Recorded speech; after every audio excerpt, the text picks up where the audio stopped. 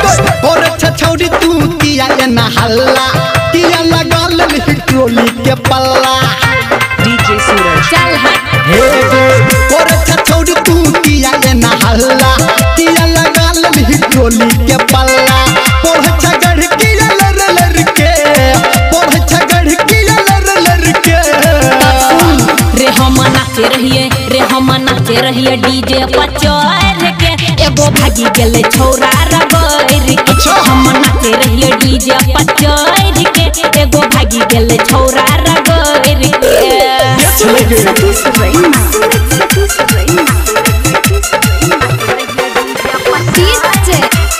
DJ सूरज replica कावाही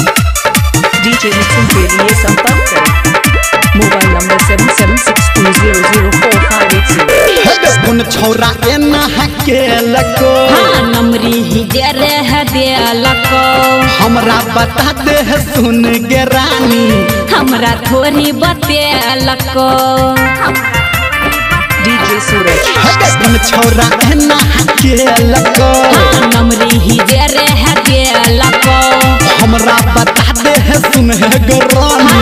हमरा थोड़ी बते लको लागैया भज गल डर के लागैया भज गल डर के रे हम नाचे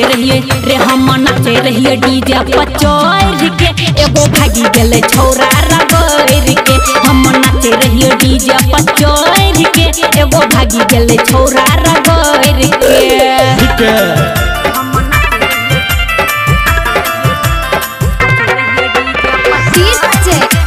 डीजे सूरज बच्चन कावाही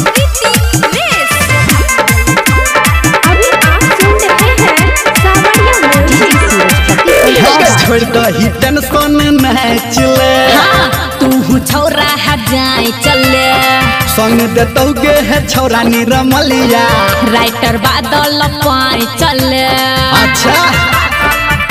डीजे सूरज छोड़ दही टेंशन मैच ले हाँ तू छौरा है जाए चले संग देतौ गे है छौरा निरमलिया राइटर बादल पाए चले बादी न छोड़ी न बढ़ चढ़ के बादी न छोड़ी न बढ़ चढ़ के रे